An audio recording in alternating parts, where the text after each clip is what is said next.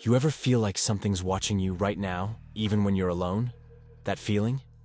It started 2 weeks ago. Now I know it's them, the black-eyed children. It was just after 2:13 a.m. I remember because I'd just tossed my phone back on the charger after doom-scrolling Reddit, trying to lull myself into a sleep that wouldn't come.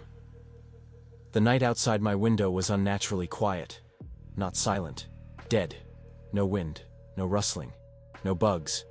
Like nature had stepped back and said, "You're on your own." Then came the knock. 3 soft raps. Deliberate. Not the kind a friend or neighbor would do. These were off. Too slow. Too patient. I hesitated. Froze mid-breath. Then I heard it again. Knock. Knock. Knock. I crept down the hallway, barefoot on cold wood. My hand reached for the door, and just before I opened it, I glanced through the peephole. Nothing. The porch light flickered. I opened the door a crack, and they were there. 2 children, a boy and a girl. Pale. So pale their skin looked almost blue under the porch light. They couldn't have been older than 10. Soaking wet despite no rain. Clothes were old-fashioned, like thrift store relics, but clean. Too clean. And their eyes, Jesus, just black. No whites, no irises, just 2 perfect endless holes where their eyes should have been. The girl spoke first, voice flat, almost robotic. "Can we come in?" My body locked. My brain screamed, "Slam the door." But I didn't. I just stood there, trembling, mouth open like a moron. "It's cold out here," the boy added, smiling.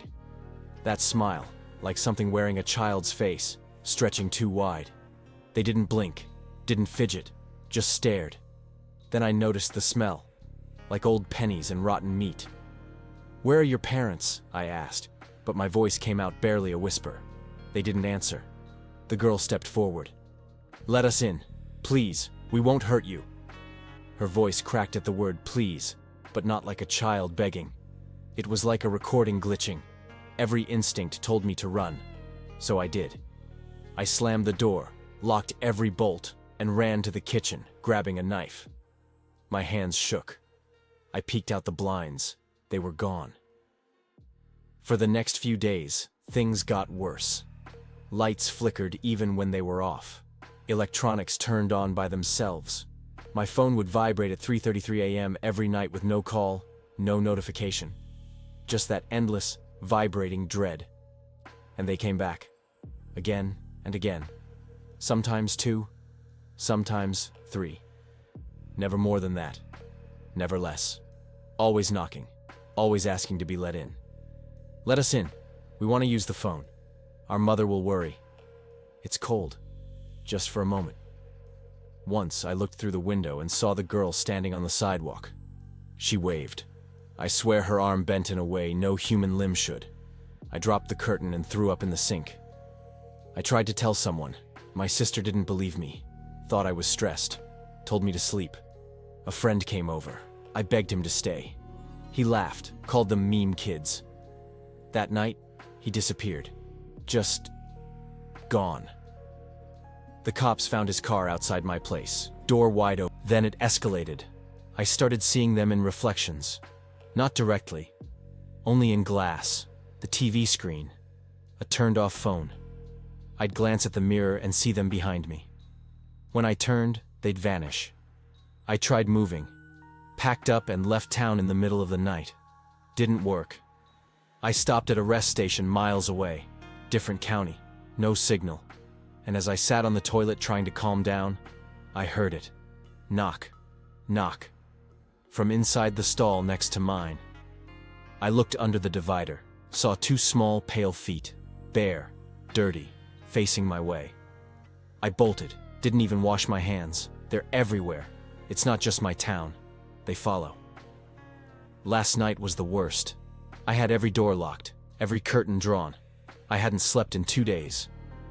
But something changed. At exactly 3:33 a.m., my bedroom light exploded. Not turned on, exploded. Glass everywhere. I jumped out of bed just as the TV blinked on, showing nothing but static. Then the knocking started. But not just on the door, on the windows. on the walls, from inside the closet. I stood frozen as the closet door creaked open. They were inside. All three of them. A new one. Taller. Thinner. Their leader, maybe? The girl whispered, "Let us in." I screamed, but no sound came out. They stepped forward, but I passed out before they touched me. I woke up in daylight. Everything was in place. No broken glass. No static. Just normal. Except now there's a note on my kitchen table. Written in crayon. 3 words. We got in. I haven't slept since. I can feel them inside the house now. They don't knock anymore. They don't have to. They watch from corners I can't see. Reflections I can't trust. Whispers under my bed. Sometimes, I see myself standing in the hallway, motionless, black eyes staring. And worst of all, they're changing me. My eyes hurt in daylight. I don't eat much anymore. And sometimes, I forget who I was before the knocking started. So if you hear it, 3 soft knocks in the dead of night, don't answer. Don't speak. Don't look. And for the love of everything holy, don't let them in. I haven't told anyone what happened after the note. Not the cops. Not my sister. Not the therapist who tried to get me on meds I'll never take. Because it won't matter. You don't tell people about something like this. You warn them, if it's not already too late. And for me, it is. The day after the note, everything felt off. The air in my house was stale, like breath that had nowhere to go. My reflection in the mirror lagged, like it was thinking before copying me. My heartbeat? Slower than it used to be. 3 beats too slow. Every time. I tried to leave again. New city. Rented a motel 2 states away. Didn't use cards. Didn't bring my phone. Didn't matter. I was brushing my teeth that first night and looked up. Fogged mirror. Steam from the shower. 4 handprints. Child-sized. On the glass from the inside. I hadn't even turned the water on yet. I started hearing things. A little voice under the bed. You're one of us now.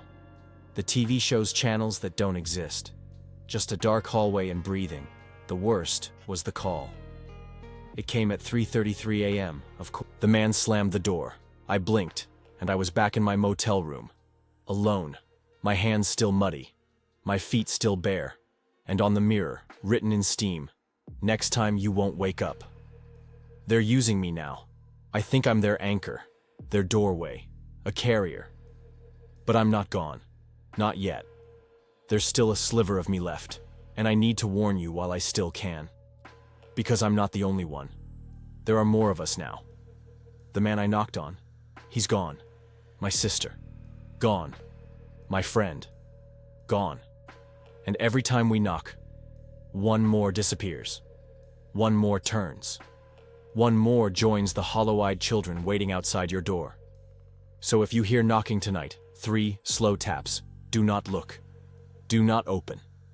And for the love of everything you believe in, doctor, not speak. Because if you do, you're next.